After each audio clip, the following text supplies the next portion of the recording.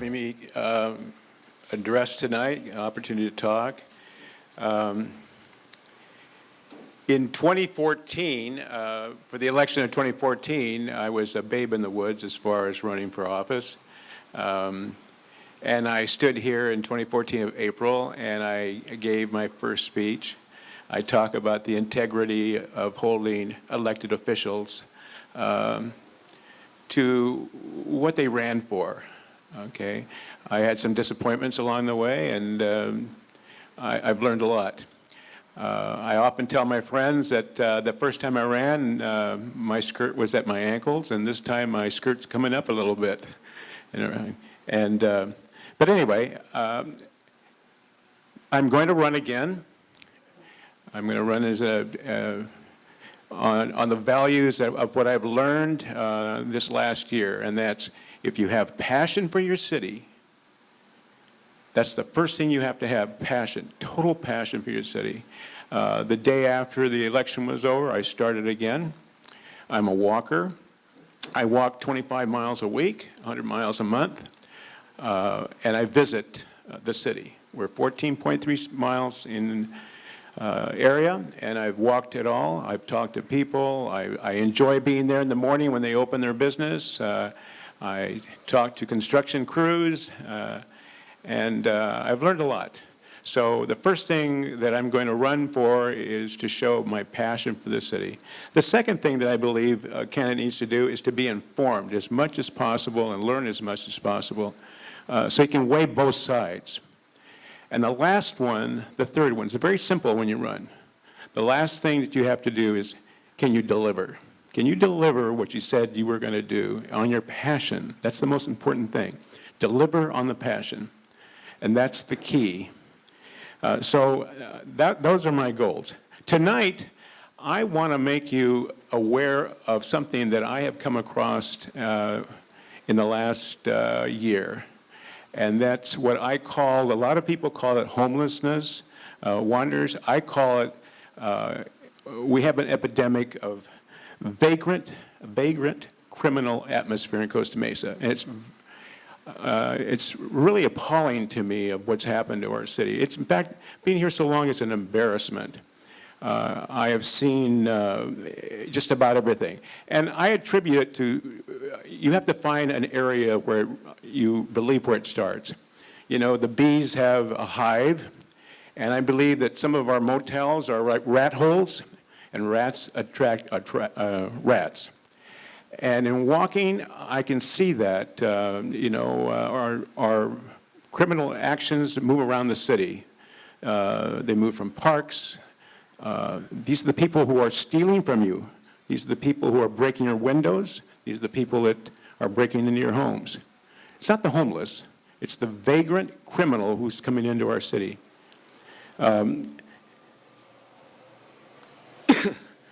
I ran on safety and civility last time. I believe that on the safety side, we have one of the, probably, I believe, the best police department in Orange County, as well as our fire department. And the second part of my run last time was civility. I'm still holding out on that one. Anyway, as far as the motels, I believe that that's where this criminal vagrant element is coming from. In walking, I believe that in certain areas of the town, I am in danger. I know a couple of months ago in the summer, I was walking early in the morning, coming down 19th Street, got stopped at a light to walk across. A young lady came the other side, and for no reason at all, she attacked me. And her comment to me was, hit me, I need money to pay my rent.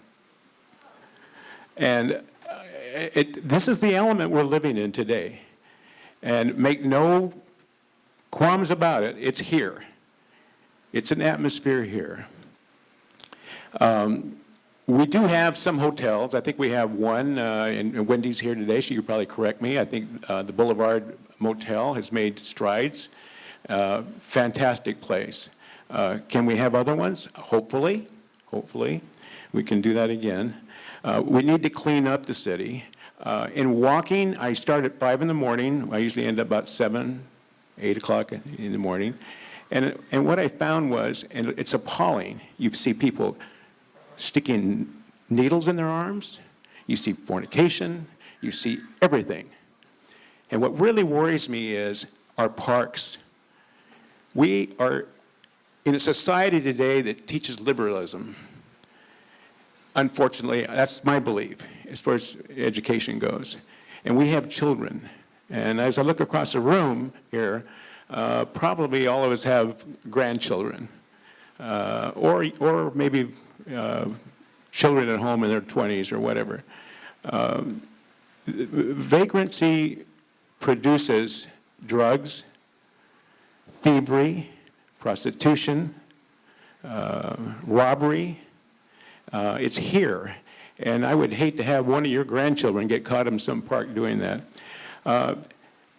In 20, I'm sorry about that, Tom, I'm saying, and I belong to the same club that Tom does. In 2014, I did a study on my own of the Harbor Shopping Center and Kmart Center. It was very interesting. I met with Albertsons, and they were very accommodating. And what I found out was the same thing that Mayor Mensinger mentioned a couple weeks ago here. They were losing anywhere from 1% to 2% on food per day, as high as maybe sometimes 45% a month. It got so bad that on their monitors, they could see these people coming across from the parking lot, some of them across the motel, walking in, and they would say, well, they're coming for lunch, they're coming for breakfast, they're coming for dinner. I'm not saying that that happened all the time, but I'm saying that it was prevalent. As far as Home Depot is concerned, people would go steal at Home Depot, take it back, and if they didn't have enough to pay for the rent, they would use the item they stole. Unbeknownst, I'm going to give the owners credit for this, that they didn't know, but unbeknownst to them, sometimes those people working in motel would take it back to Home Depot, trade it in for credit. Same thing would happen, same thing would happen at Kmart. So we have this definite vagrant criminal atmosphere in Costa Mesa. And we're a very small city, in 14.3 square miles. I was looking at a current article that came out, and I believe at the last council meeting, it was voted 3-2 to do a zoning. Is that correct, Wendy? And I went and checked on Buena Park. I have a friend of mine who's on staff at Buena Park. And they were bold enough to step forward and go after the owners on Beach Boulevard. They had the same problem. Prostitution, drugs, amphetamines, thievery. They stripped their owners of permits and waited for new ownership to come through, and it's worked. And in some instances in Buena Park, they bought some of these hotels and then resold them, and even though it was a loss, they looked at the greater good of their community. So I think that's really a really important thing to see, thinking about the city in itself. Over on the 55, on that side of town, there's about 14 motels in town, and over there we have probably 3, and I would venture to say that one of them is probably the worst of all of them. You can walk by there and get propositioned, not only for ladies of the night, drugs, pot, you name it. Very easy, and it's something that we need to be aware of. I believe that we need to stand up. I know that our biblical history says you should be benevolent. I believe in that. I also believe that there comes a time when mother says no. And I believe this is a time to say no. Okay, some of my friends are soft-hearted and they say, Lee, we need to, not all the motels are filled, no. But you know what? We need to be ready to back up our word and say, okay, we want that element out, and we're willing to step to the plate to take care of the other folks. But first, you can't do anything unless you clean it up. And all these plans that the city has about we can do this and do that, they're wonderful. I see all these threads that come up on Facebook. Everybody's got their opinions, but not until we step to the plate and actually clean these motels up and start fresh. And everything else will fall in place. We're all good-hearted people in Costa Mesa, and we can find a place, but we need to step to the plate. These vagrant criminal acts are happening. They're coming from wherever. And like I said, rats attract rats. I will offer you, anyone here, you have my phone number, I will offer, I won't walk, but if somebody wants to be picked up early in the morning and go with me on tour, I'd be more than happy to pick you up and give you a tour. I think it's that important to understand the city of Costa Mesa. Win or lose, I love my city. I would do it again in a heartbeat. I care about it. This is only one issue. We have other issues in town, but this one is very important. Go look at your grandchildren. Go look at the kids next door. Maybe one of them is going to be weak enough to be caught and have drugs put in them, or trafficking, taken away into prostitution. And I'm not trying to speak tonight to alarm anybody, but I believe we have a vagrant criminal problem in Costa Mesa. And it's not just the homeless. That's a whole different issue, okay? And the sober living, that's a whole different issue. I'm talking about the criminal vagrancy that we have in this town. Look it up. People crashing windows, your cars. That's not how we live. And we as residents need to step to the plate. What's that old cliche, write your congressman? I would go further. Call City Hall and ask any of the councilmen, I want to sit down with you. What can I do to help? This is that important. On that note, I'll quit, but I want to take questions, because if I have an answer, I want to answer it. Yes? This has been going on, and everybody we've all known this to a certain degree, but what can we do? Do you have any specifics, any plan, so we mobilize. So what do we do when we mobilize? What's the next step? Well, first of all, the first step is we're not mobilizing. We're just doing this. That's what I mean. Well, let's all get together. Let's go. I just said, let's get a hold of our councilmen and say, there are leaders. You know that whole thing about 3-2 majority? No. On this issue, you got 5 people. They better all be majority. We need to go to them and say, this is what we need to do. I just read to you or talked about Buena Park. They did something. I don't know if we can do that. Maybe Wendy knows, but I don't know if we can do that. But we need to do something. And if you're willing to go, I'm willing to go. Let's go talk about it. Let's go find out. Captain Sharpnick was here and spoke to you. And he went out one morning and picked up 28 needles in a bag out of a park next to a playground on Wilson. Now, if he hadn't gone that day and hadn't picked them up, let's say somebody's grandchildren picked them up. So we need to step forward. I don't have all the answers, but my answer starts with the motel.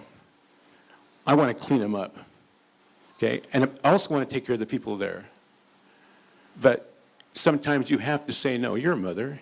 Sometimes you have to say no. And hopefully it works, right? Yes, Tom. I believe that the city council has passed an ordinance that every time there's a incident down there at their hotel, that they get fined for that. Is that not working? That worked. And in 2014, we were so worried about overcalls, sending our police officers into harm's way. It was a big issue in the last election.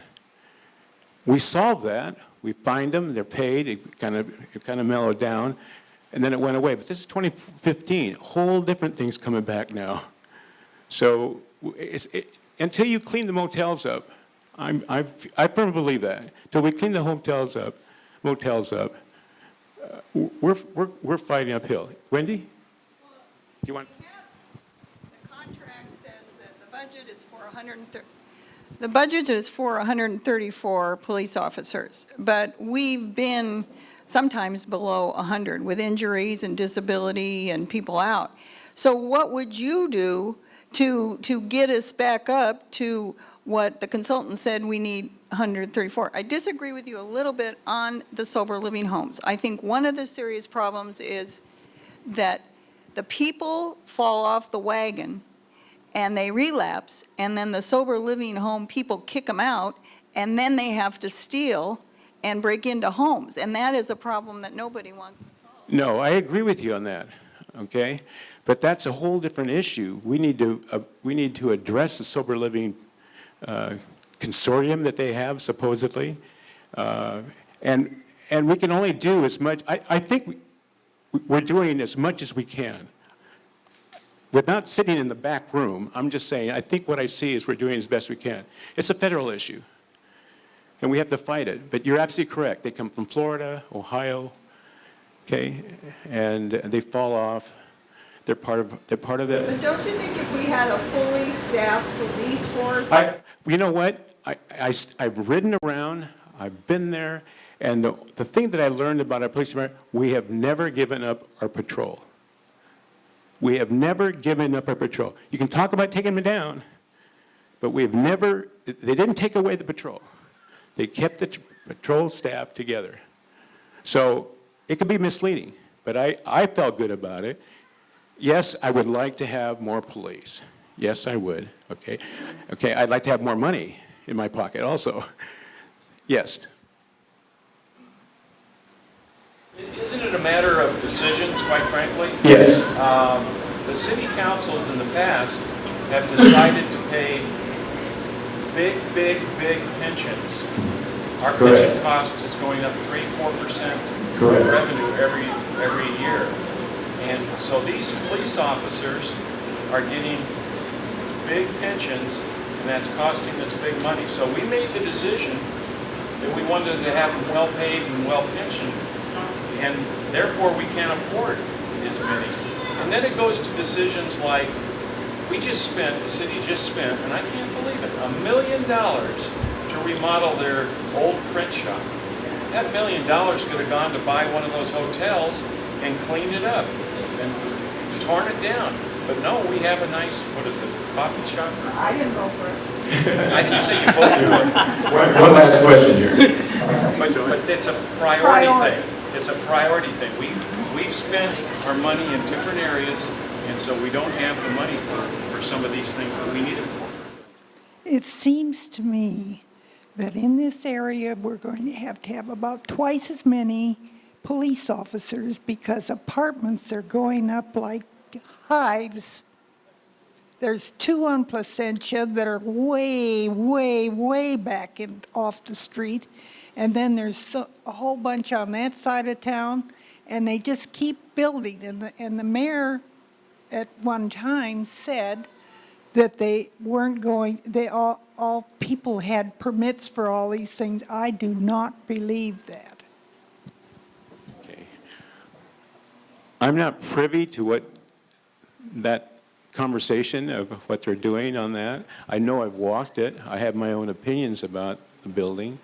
Okay, and I know that originally, when we had our first chief that came in, Mr. Gazy, Tom Gazy came in, he was given the plan to bring our police force up, and it's taken quite a while to bring it up. And I'm sure that our current captain is doing a very good job coming in. You're absolutely correct. We do need more, but it's a process.